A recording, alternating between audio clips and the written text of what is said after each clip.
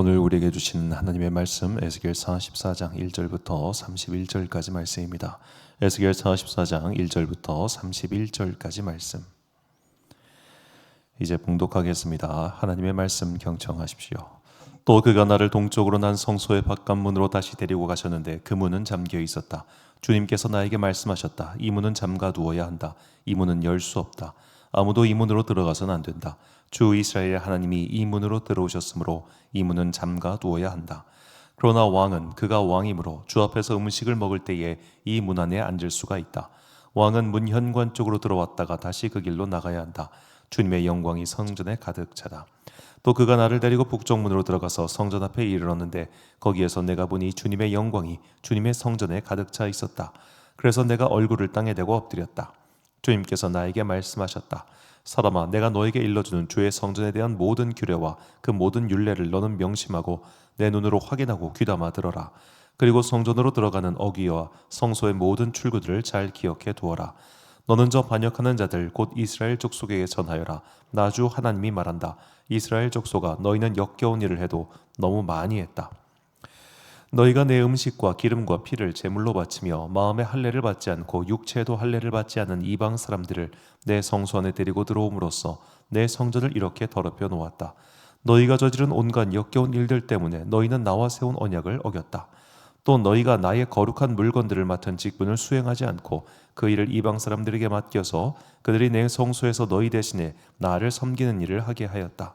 그러므로 나 주 하나님이 말한다. 마음의 할례를 받지 않고 육체에도 할례를 받지 않은 이방 사람은 어느 누구도 내 성소에 들어올 수 없다. 이스라엘 자손과 함께 사는 이방 사람도 들어올 수 없다. 특별히 이스라엘 족속이 나를 버리고 떠나서 우상들을 따라 잘못된 길로 갔을 때에 레위 제사장들도 내게서 멀리 떠나갔기 때문에 레위 제사장들은 자신들이 지은 죄의 벌을 받아야 할 것이다. 그들은 이제 제사장이 아니라 내 성소에서 성전 문지기가 되고 성전에서 시중드는 일을 하게 될 것이다.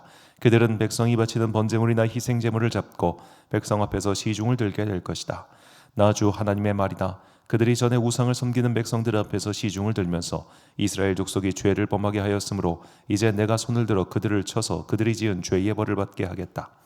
그들은 이제 내 앞에 가까이 나오지 못하고 제사장의 직무를 맡지 못한다. 그들은 가장 거룩한 것뿐만이 아니라 다른 모든 거룩한 물건에도 가까이 가지 못한다. 이처럼 그들은 자기들이 저지른 수치스러운 일과 자기들이 저지른 그 역겨운 일 때문에 벌을 받아야 한다. 그래도 나는 그들에게 성전 안에서 해야 할 모든 일들, 곧 성전에서 시중든 일들을 맡아보게 할 것이다. 그러나 이스라엘 자손이 나에게서 떠나 잘못된 길로 갔을 때에도 레위 지파 가운데서 사독의 자손 제사장들은 내 성소에서 맡은 직분을 지켰으므로 그들은 내게 가까이 나와서 나를 섬길 수 있고 내 앞에 서서 내게 기름과 피를 바칠 수 있다. 나 주 하나님의 말이다. 그들이 내 성소에 들어올 수가 있으며 그들이 내 상에 가까이 와서 나를 섬길 수가 있으며 또 내가 맡긴 직책을 수행할 수 있다. 그러나 제사장들이 안뜰 문으로 들어올 때에나 안뜰 문 안에서나 성전 안에서 직무를 수행할 때에는 양털로 만든 옷을 입어서는 안 되고 반드시 모시 옷을 입어야 한다.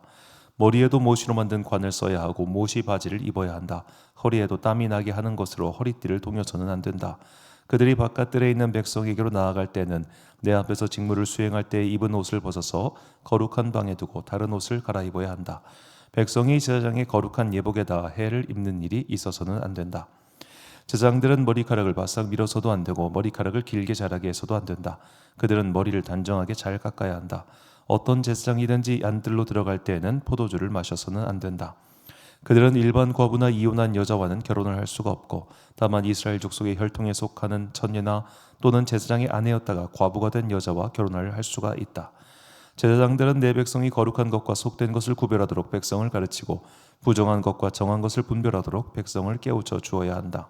소송이 제기되면 제사장들이 판결을 내려주어야 한다. 그들은 내가 정하여 준 법대로 재판하여야 하며 또 내 모든 성회를 지킬 때마다 내 모든 법도와 율례를 지켜야 하고 내 안식일은 거룩하게 지켜야 한다. 제사장들은 죽은 사람에게 접근하여 제 몸을 더럽혀서는 안 된다. 오직 아버지나 어머니, 아들이나 딸, 형제나 시집가지 않은 누이가 죽었을 경우에는 제사장들도 제 몸을 더럽힐 수 있다. 그때에는 제사장이 제 몸을 정하게 한 다음에도 이례를 지내야 한다. 그런 다음에 성소에서 직무를 수행하려고 안뜰에 들어갈 때에는 자신의 몫으로 속죄제를 드려야 한다. 나 주 하나님의 말이다. 제사장들에게도 유산이 있다. 내가 바로 그들의 유산이다. 이스라엘에서는 그들에게 아무 선업도 주지 말아라. 내가 바로 그들의 산업이다. 그들은 곡식제사와 속죄제와 속건제로 바친 제물을 먹을 것이며 이스라엘에서 구별하여 바친 모든 예물이 제장들의 차지가 될 것이다. 온갖 종류의 첫 열매 가운데서도 가장 좋은 것과 너희가 들어바친 온갖 제물은 다 제장들의 몫으로 돌리고 또 너희는 첫 밀가루를 제장에게 주어서 제장으로 말미암아 너희 집안에 복을 내리게 하여라. 제장들은 새나 짐승들 가운데서 저절로 죽었거나 찢겨서 죽은 것을 먹어서는 안 된다. 아멘. 하나님을 정말 믿어보세요 라는 제목으로 하나님의 말씀 선포하겠습니다. 우리 교단에 속하신 성도님들도 잘 모르는 분들이 의외로 많다는 거라고 제가 좀 놀랐었는데, 제가 속한 대한예수교장로회에서는 담임 목사와 위임 목사를 명확하게 구분하고 있습니다.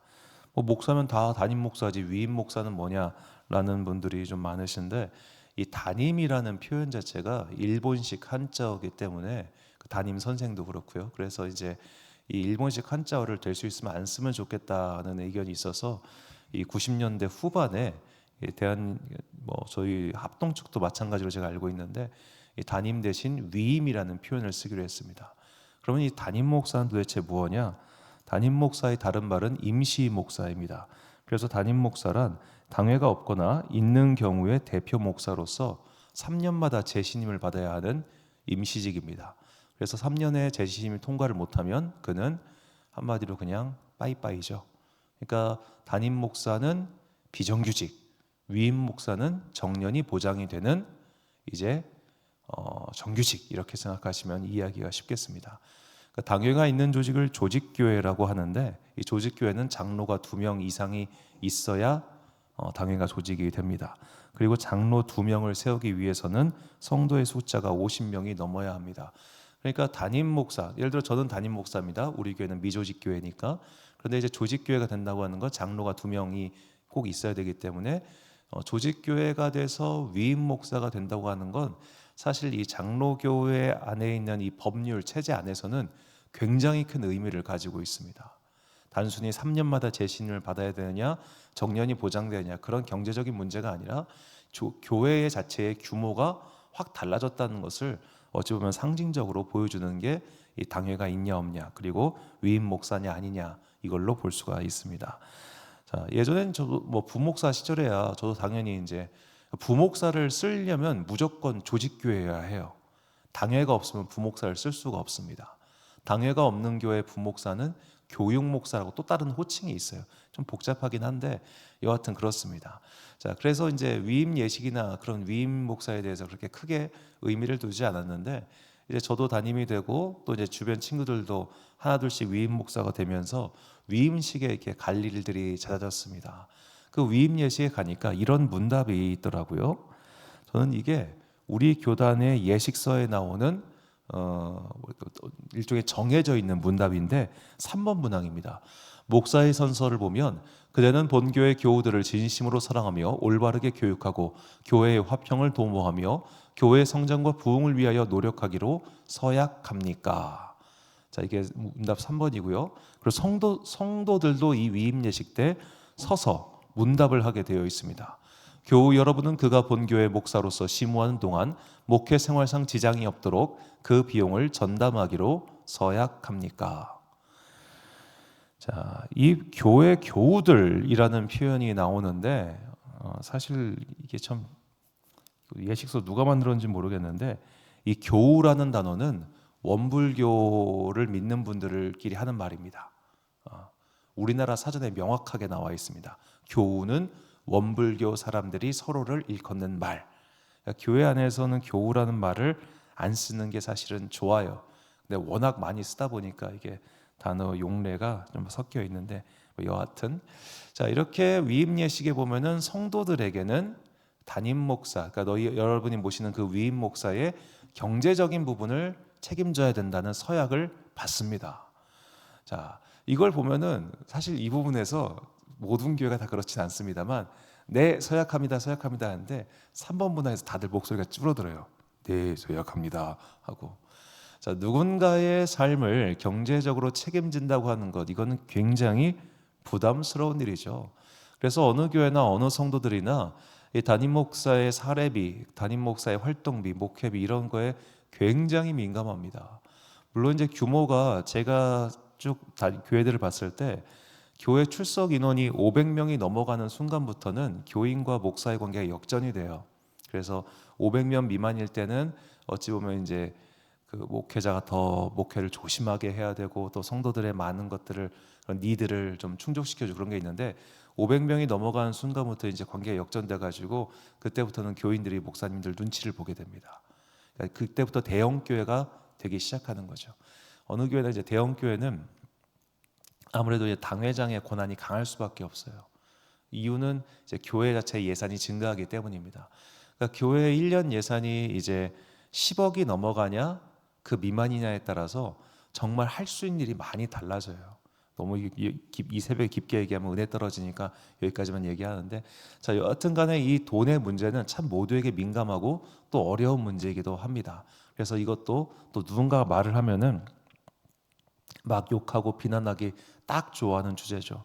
저도 제 면전에서 어느 성도님들이 그런 말씀 하시더라고요. 내가 내는 헌금이 당신 월급 아니냐라고 말이죠. 그럴 때는 제가 일부러 그분이 1년 동안 낸 헌금을 얼마인지 조사를 합니다. 그 교적부에 보면 다 나오거든요. 그 기록을 해놔야지 연말에 그 기부금 영수증 떼어드릴 거 아니에요. 그럼 그렇게 말하는 분들 치고 막 헌금을 막 연간 수백만 원씩 하는 분 한 분도 없어요. 하여튼 막 그런 목사도 사실 이 부분을 말하기 되게 난감하고 또 성도들도 이것 때문에 되게 민감해하고 그러다 보니까 제 주변에도 그렇고 뭐 저도 그렇습니다만 교회 헌금으로 내 사례비를 삼지 않고 다른 경제적인 수단으로 살아가는 분들이 계십니다. 자, 그런 분들은 되게 당당하고 떳떳하게 목회하시는 것 같아요. 그런데 그것도 단점이 있어요. 뭐가 있냐? 진짜 목사가 교만해집니다. 그러니까 이게 참 어려운 거예요.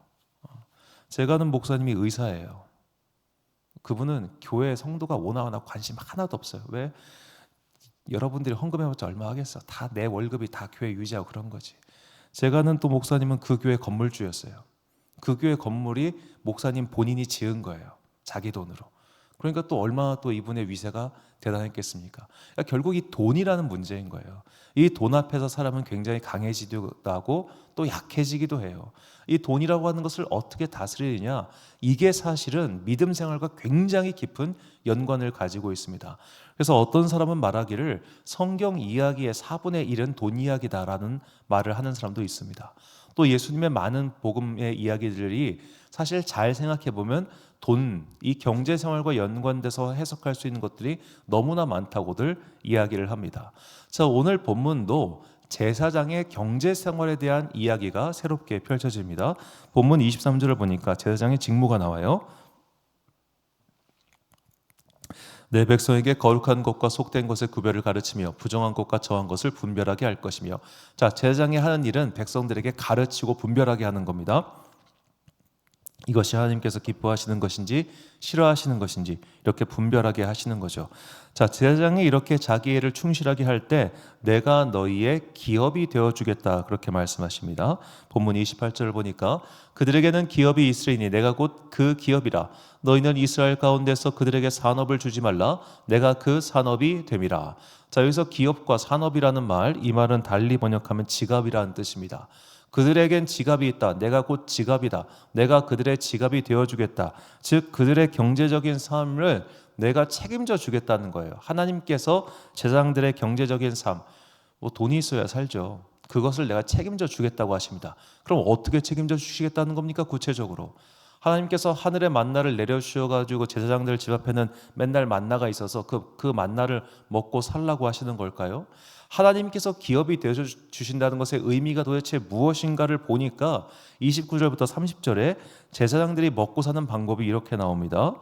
그들은 소제와 속죄제와 속건제의 제물을 먹을지니 이스라엘 중에서 구별하여 드리는 물건을 다 그들에게 돌리며 또 각종 처음 익은 열매와 너희 모든 예물 중에 각종 거제 제물을 다 제사장에게 돌리고 너희가 또 첫 밀가루를 제사장에 주어 그들에게 내 집에 복이 내리도록 하게 하라. 아멘. 자, 이 말이 뭐냐? 백성들이 너희들에게 나에게 드리는 그 제물 중에 일부를 너희가 받아 먹으면 돼.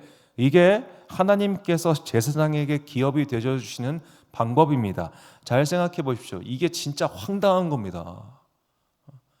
결국 달라진 건 아무것도 없어요. 달라진 게 뭐가 달라진 게 있습니까?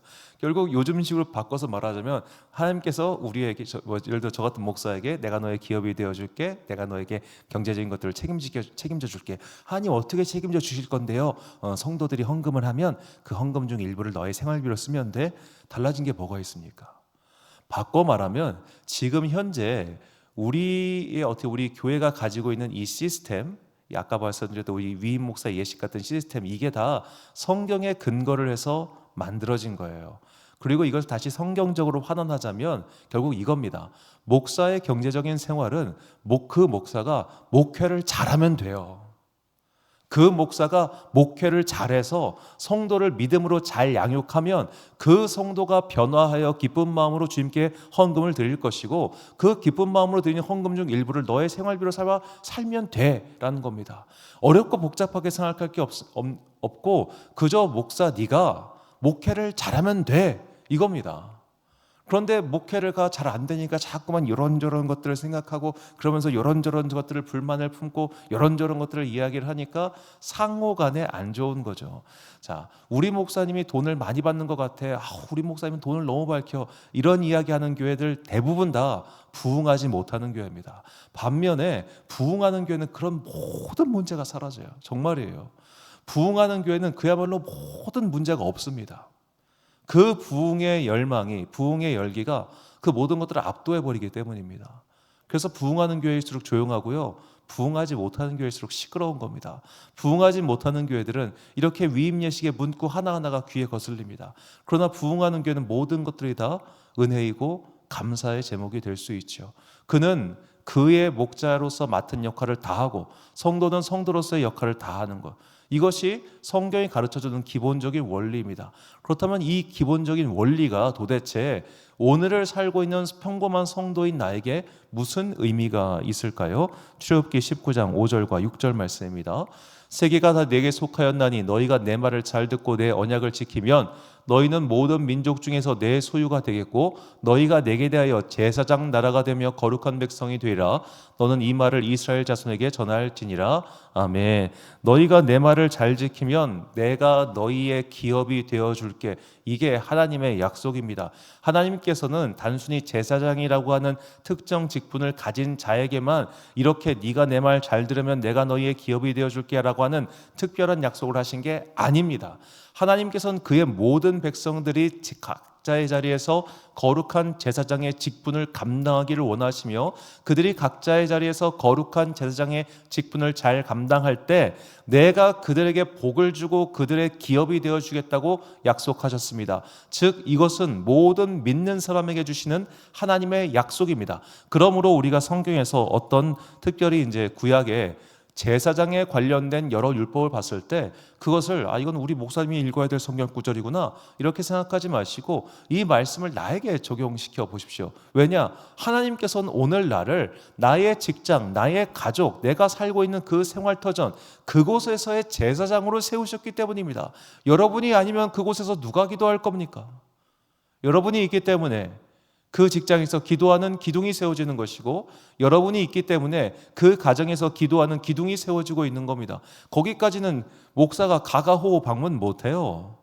그곳에서의 제사장은 바로 납니다. 단지 목사는 그 교회에 담당하고 있는 종교인으로서의 책무를 다할 뿐이죠. 우리는 각자의 자리에서 제사장으로 부름받았다는 것을 잊지 마시고 그 자리에서 하나님께서 나에게 주시는 그 메시지, 그 말씀, 그 행동을 실천해야 합니다.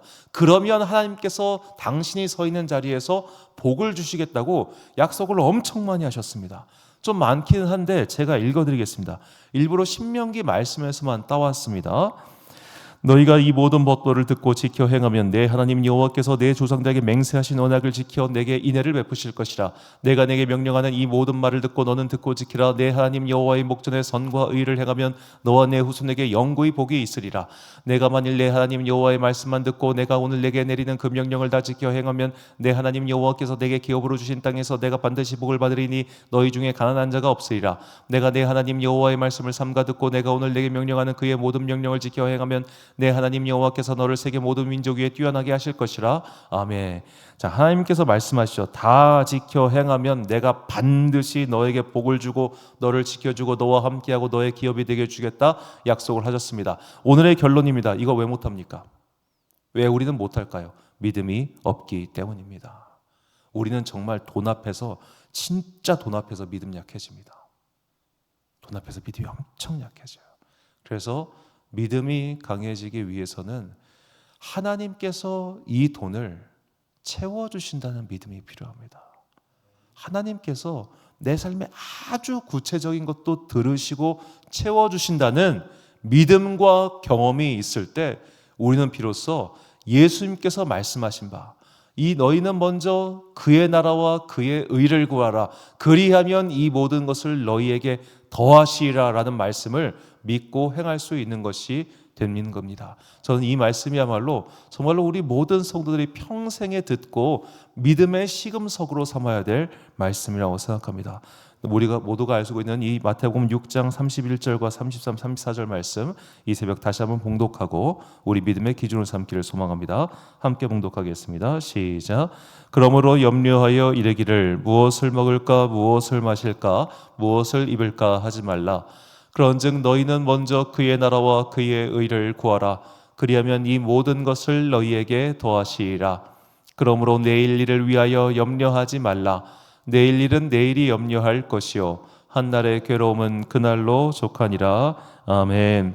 사랑하는 지혜빛 광성교회 성도 여러분, 그리고 이 새벽 함께 깨우고 계신 귀한 주님의 자녀 여러분, 우리 정말 하나님을 신실하게 믿어봅시다. 하나님을 신실하게 믿는 사람은 그저 내 영혼이 죽으면 천국 가는구나 이것만 믿는 게 아니라 오늘도 살아계신 하나님께서 내 삶의 구체적인 필요를 아시고 채워주시고 인도하시고 그의 뜻을 지켜 행하는 자에게 정말로 복을 주신다는 이 약속의 말씀을 믿고 사는 겁니다.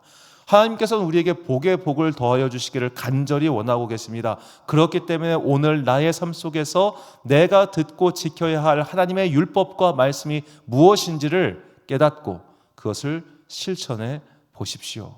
실천해서 채워지는 은혜를 경험하면 그때부터 믿음의 용기가 생깁니다. 도전할 수 있게 됩니다. 그렇게 경험과 경험이 거듭해서 커지면 그 경험치가 커졌을 때 마침내 그 이전에 상상하지도 못했던 놀라운 믿음의 도전과 도약과 그리고 성장을 이루게 되는 것이죠. 이 믿음의 성장 원리를 꼭 잊지 마시고 오늘 내 삶에서 먼저 내가 듣고 지켜야 될 말씀이 무엇인지를 분별하시고 그것을 실천하는 각자의 자리에서 거룩한 제사장 되는 여러분과 제가 되시기를 주님의 이름으로 축원합니다. 기도하겠습니다. 사랑과 은혜가 풍성하신 아버지 하나님, 우리 각 사람들을 각자의 자리에서 거룩한 제사장으로 불러주시니 감사합니다. 우리가 하나님의 말씀을 듣고 지켜 행할 때 주님께서는 우리에게 진짜 복을 내려주시겠다고 분명히 말씀하셨습니다. 오늘 내가 만나는 그 자리에서, 내가 서 있는 그 자리에서 각자의 제사장으로서의 책무를 다하게 하여 주옵소서. 내가 실천한 말씀을 잘 실천하게 하시고 그리하여 내 삶에서 분명히 채워주시는 하나님의 은혜를 경험하게 하시고 그 은혜로 말미암아 더 큰 믿음의 도전을 행하는 주의 자녀들 되게 하여 주옵소서. 한 주의 중간이며 또 4월의 마지막 날인 수요일입니다. 오늘도 함께 모여서 하나님의 말씀을 공부할 때에 우리에게 하늘의 신령한 지혜를 내려주시고 말씀 공부를 통하여 내 안에 있는 주님을 알아가는 기쁨이 풍성히 넘치게 하여 주옵소서. 오늘 하루도 참 좋으신 우리 주님의 은총과 평강이 모든 주님의 자녀들과 함께 하시기를 간절히 소망하오며 이 모든 말씀 우리 구주 예수 그리스도의 이름으로 기도드립니다. 아멘. 오늘의 기도 제목입니다. 우리의 참부모이신 하나님께서 나의 현실 생활까지도 구체적으로 지켜주시고 채워주신다는 축복의 말씀을 온전히 따를 수 있도록 강한 믿음을 달라고 기도하십시오. 오늘 주신 기도의 제목 가지고 기도와 묵상에 힘쓰는 하루 되시길 바랍니다. 기도하겠습니다.